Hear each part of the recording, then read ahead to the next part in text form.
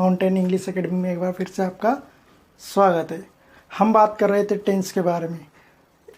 आप जानते हो कि टेंस के पहले 2 लेक्चर्स जो कि अपन लिए थे उनके बारे में हम बात करें तो हमने देखा था कि पहले लेक्चर में जो लेक्चर 1 है उसमें अपन ने देखा था कि टेंस क्या होता है, टेंस क्या है। दूसरा टाइप्स ऑफ टेंस, और इसमें तीसरा अपन ने पढ़ा था सब टाइप्स ऑफ टेंस। देखिए इन 3 टॉपिक्स को अपन ने पहले लेक्चर में क्लियर किया था। टेंस क्या है? टेंस क्या है? ग्रामेटिकल टर्म, ऐसा अपन ने टेंस में पहले लेक्चर में पढ़ा था। दूसरे अपन बात करते हैं टेंस के टाइप्स, प्रकार कितने होते हैं। तो पहला है प्रेजेंट टेंस, दूसरा पास्ट टेंस, तीसरा फ्यूचर टेंस। टेंस के 3 प्रकार होते हैं, present tense, past tense, future tense.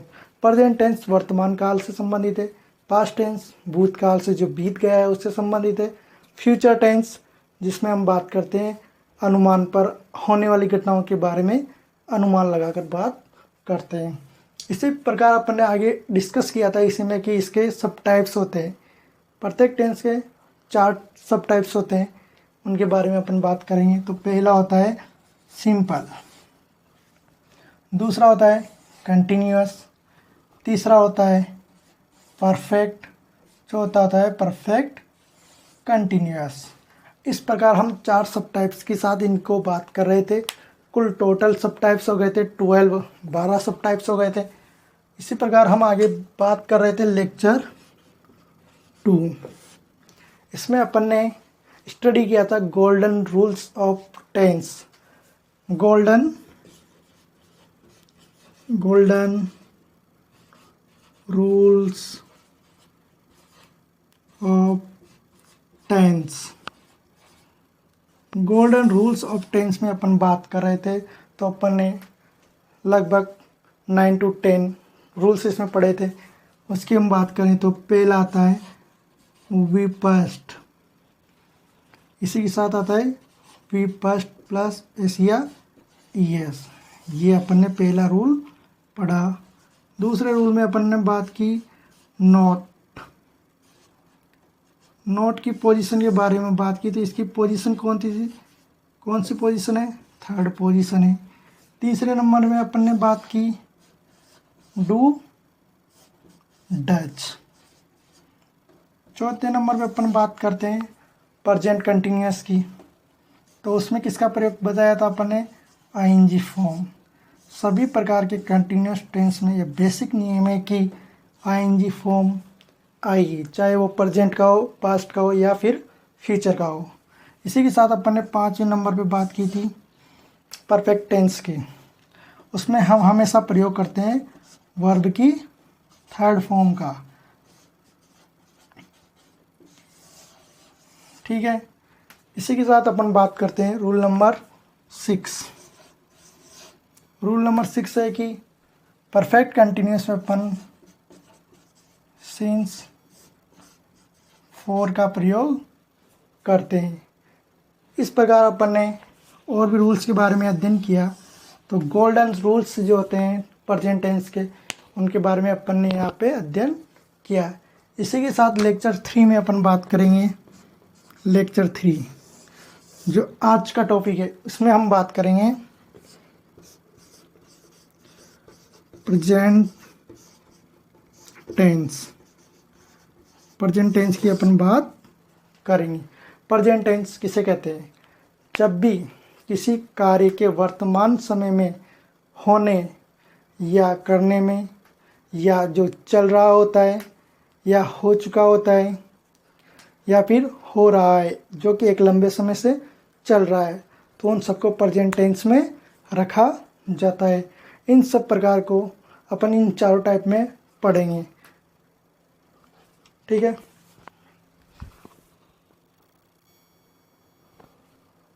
हम बात करेंगे प्रेजेंट टेंस की। प्रेजेंट टेंस जो कि यहाँ पे लिखा हुआ है, प्रेजेंट टेंस में क्या होता है कि जब कोई काम वर्तमान में हो रहा है या चल रहा है या होता है या हो चुका है या एक लंबे समय से चल रहा है, तो वो सब प्रेजेंट टेंस में प्रयोग करते हैं। प्रेजेंट टेंस किसे कहते हैं? डेफिनेशन के रूप में लिखिए, an action which is done at the present time। देखिए सिंपल सी डेफिनेशन है इसकी। एन एक्शन, कोई भी कार्य जो वर्तमान में चल रहा है उनको हम प्रेजेंट टेंस में रखते हैं। ठीक है, इसी के साथ अब हम आगे चलते हैं तो हम देखते हैं कि प्रेजेंट टेंस के जो 4 भाग हैं उनमें से अपन पहला आज अध्ययन करेंगे। इसी के साथ मुस्कुराते रहिए। Present simple tense. देखिए प्रेजेंट सिंपल टेंस में क्या होता है। प्रेजेंट सिंपल टेंस में हम उन बातों के बारे में अध्ययन करेंगे जो वर्तमान में चलती है, जो या तो कोई घटना हो, जैसे सामान्य जानकारी।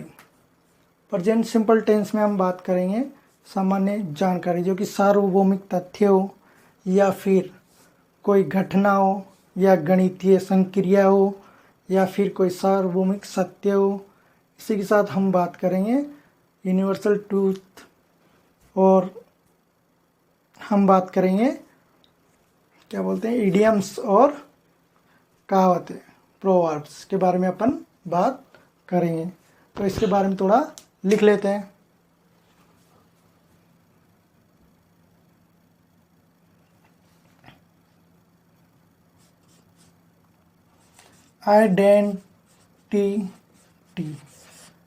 आइडेंटिटी पहचानोगे कैसे? टेंस को पहचानेंगे कैसे? हिंदी वाक्य के अंत में ताहे, तीहे, तेहे, ता, हूँ आदि आते हैं। वहाँ प्रेजेंट सिंपल टेंस होता है। देखिए जैसे वह अंग्रेजी पढ़ाता है। ठीक है, या आप देखोगे कि वाक्य के अंत में क्या आ रहा है? ताहे। आप देखेंगे कि वाक्य के अंत में ताहे, तीहे, तेहे, ताहू आते हैं। वह अंग्रेजी पढ़ाता है। दूसरे में देखिए, मैं गणित पढ़ाता हूँ। इस प्रकार देखते हैं अपन, ताहू भी आता है। ऐसे सेंटेंस जिनके पीछे हिंदी में ताहे, तिये, तेहे आते हैं, तो वहाँ पर सिंपल प्रेजेंट टेंस होता है। इसी के साथ हम बात करेंगे वर्ब। अब आप पूछोगे कि वर्ब क्या होती है? सर बताया ही नहीं, पढ़ाया ही नहीं अभी तो वर्ब क्या होती है? क्रिया होती है। कोई एक्शन घटित होता है, कोई भी एक्शन, जैसे पढ़ना, लिखना, चलना, बोलना, गाना, उठना, बैठना, ये सब क्या है? एक्शन है। तो एक्शन को ही हम वर्ब कहते हैं। अब देखिए प्रेजेंट सिंपल टेंस में वर्ब कौन कौन सी यूज होती है, तो हम बात करेंगे मेन वर्ब की फर्स्ट फॉर्म या वर्ब प्लस एस या ईएस का प्रयोग किया जाता है। या फिर नेगेटिव और इंट्रोगेटिव सेंटेंस में प्रयोग किया जाता है। Do, Dutch. आप देखेंगे कि इसके साथ कौन सी वर्ब यूज की जाती है, वर्ब की फर्स्ट फॉर्म। जब भी हम इंट्रोगेटिव और नेगेटिव सेंटेंस में डू डच का प्रयोग करेंगे तो वर्ब किसके प्रयोग करेंगे, मेन वर्ब की फर्स्ट फॉर्म। ठीक है, इसी के साथ हम आगे बढ़ते हैं फॉर्मूला। अब चलिए फॉर्मूला क्या होता है भाई। फॉर्मूले का मतलब होता है एक सूत्र, एक पैटर्न होता है सेंटेंस पढ़ने का, वाक्य बनाने का। तो उसी वाक्य पैटर्न को हम कहते हैं फॉर्मूला। फॉर्मूले में सबसे पहले आता है सब्जेक्ट, फिर आती है वर्ब की फर्स्ट फॉर्म प्लस वर्ब में एस या ईएस प्लस ऑब्जेक्ट। ऐसा इसका बेसिक स्ट्रक्चर होता है प्रेजेंट सिंपल टेंस का। लेकिन हम बात करेंगे 4 वाक्यों के साथ। आपने पढ़ा होगा रूल नंबर 11 में कि हम बात करेंगे टेंस में निम्न वाक्यों का, जैसे कि affirmative sentence, interrogative sentence, negative sentence, interrogative and negative sentence. उसी क्रम में हम आगे बढ़ते हैं। तो पहले लिखेंगे एफर्मेटिव सेंटेंस, सकारात्मक वाक्य। लिख लीजिए।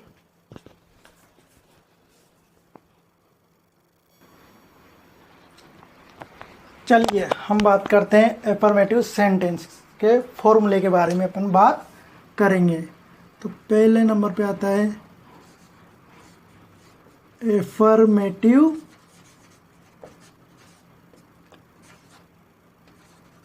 सेंटेंस। इनको हम टेंस बनाएंगे तो इसका फॉर्मूला होगा, फॉर्मूला क्या है हम बात करेंगे तो है सब्जेक्ट प्लस वी फर्स्ट या वर्ब प्लस एस या ईएस प्लस ऑब्जेक्ट। ऐसा इस एफर्मेटिव सेंटेंस का फॉर्मूला है प्रेजेंट सिंपल टेंस में। ठीक है, ये इसका फॉर्मूला। अब अपन बात करेंगे, देखिए किसी शब्द के पीछे या किसी वर्ब के पीछे एस या एस क्यों लगाते हैं और किन के साथ लगाते हैं। तो देखिए वर्ब को सिंगुलर बनाने के लिए अपन वर्ब में एस या एस जोड़ते हैं। उसी के साथ हम बात करते हैं कि किन के पीछे एस या एस लगाएं, किन के पीछे एस या एस नहीं लगाएं, केवल एस लगाएं। तो हम बात करते हैं कि जिन शब्दों के पीछे S, S H, C H, O, X, Z एवं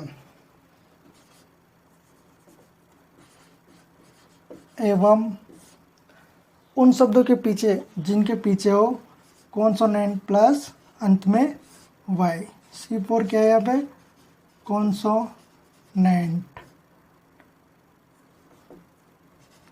कॉन्सोनेंट। इसका मतलब क्या होता है, व्यंजन। समझिएगा, इसका मतलब क्या होता है, व्यंजन। जिन भी शब्दों के पीछे इंग्लिश अल्फ़ाबेट से व्यंजन प्लस वाई हो तो वहाँ पे क्या जोड़ते हैं अपन, इनके पीछे क्या लगाते हैं, प्लस ES। बाकी अन्य सभी के साथ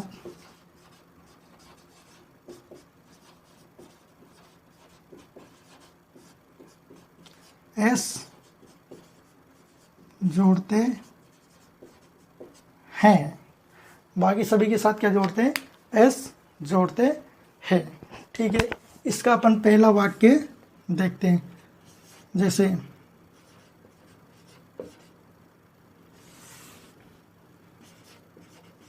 Suresh goes to market. Suresh बाजार जाता है। We play cricket. हम क्रिकेट खेलते हैं।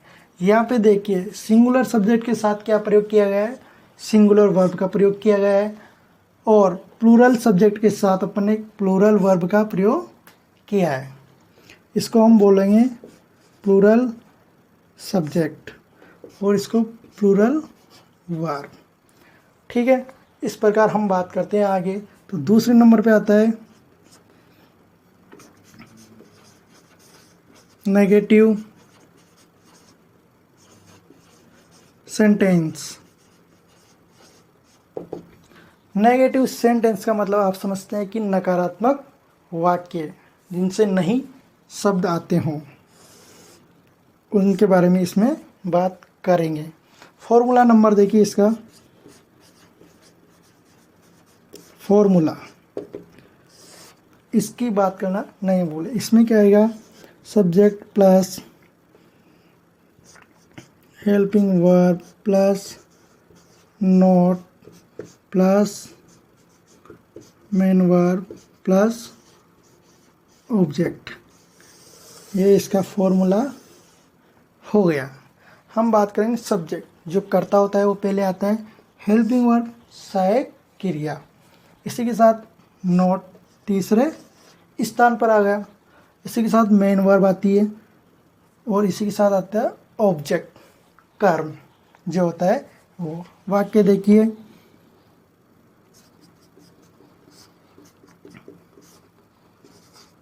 Suresh does not go to market. Suresh बाजार नहीं जाता। इसमें देखिए subject helping verb, third position पे क्या आता है, इधर आ गया मेन वर्ब, और ये आ गया ऑब्जेक्ट। इस प्रकार हम बात करेंगे नेगेटिव सेंटेंस को बनाने की। इसी के साथ हम बात करते हैं तीसरे नंबर पे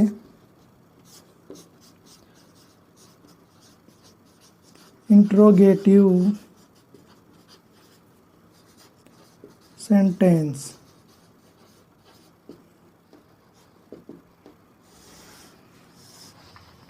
जैसा कि हमने इनके अर्थ बता दिए थे पहले। इंट्रोगेटिव सेंटेंस में क्या होता है, इंट्रोगेटिव सेंटेंस में होता है कि जब भी हम प्रश्न करते हैं, प्रश्न पूछते हैं या कोई जानकारी प्राप्त करते हैं, तो उनके लिए प्रश्न किया जाता है। जैसे कि आप क्या कर रहे हो, या फिर क्या राम ने खाना खाया, क्या वह पढ़ने गया, क्या वह खेल रहा है।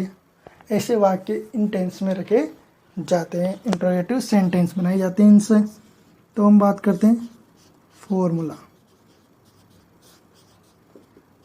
फॉर्मूले की अपन बात करेंगे तो इसका है helping verb plus subject plus main verb plus, अब देखिए यहाँ पे मेन वर्ब की कौन सी फॉर्म आएगी, फर्स्ट फॉर्म आएगी।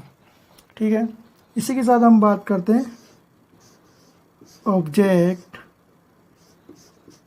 प्लस प्रश्नवाचक चिन्ह, question mark. Helping verb, subject, main verb, object और क्वेश्चन मार्क। इस प्रकार इंट्रोगेटिव सेंटेंस तैयार होता है। जैसे एग्जाम्पल देखिए आप, एग्जाम्पल यही लेते हैं, डज सुरेश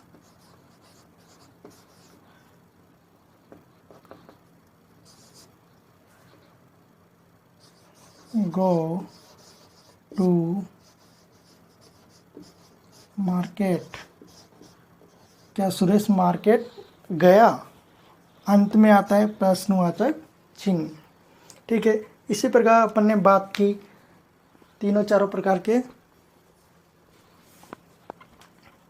सेंटेंस की। इसी के साथ अंतिम पे आता है, हम बात करेंगे चौथे नंबर पे आता है इसके, हम बात करेंगे इंट्रोगेटिव एंड नेगेटिव।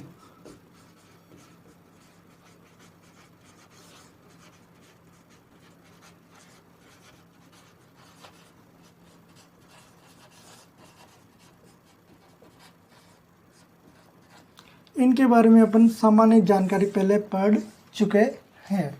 देखिए, इंट्रोनेगेटिव सेंटेंस, प्रश्नवाचक नकारात्मक वाक्य, जिनमें प्रश्न पूछा जाता है लेकिन नहीं के साथ। हम बात करते हैं जैसे उसने खाना, क्या उसने खाना नहीं खाया है, इस प्रकार के वाक्य। तो इसका फॉर्मूला देखिए, फॉर्मूले की अपन बात करेंगे। इसका फॉर्मूला है, पहले आता है इंट्रोगेटिव सेंटेंस की helping verb plus subject plus note plus main verb plus इसके साथ क्या आता है, ऑब्जेक्ट, और अंत में आता है क्वेश्चन मार्क। इस प्रकार ये फॉर्मूला रेडी हो गया है और आप भी रेडी हो जाओ। एग्जाम्पल इसका, does Suresh not go to market, अंत में क्वेश्चन मार्क। इस प्रकार हम प्रेजेंट सिंपल टेंस के चारों सेंटेंस बनाकर फॉर्मूले के साथ पढ़ते हैं, अध्ययन करते हैं। एकदम से दिमाग में उतार लीजिएगा। आज के लिए इतना ही, तब तक के लिए धन्यवाद, थैंक यू वेरी मच। मिलते हैं अगली क्लास में अपन प्रेजेंट कंटिन्यूअस टेंस के साथ। Thank you.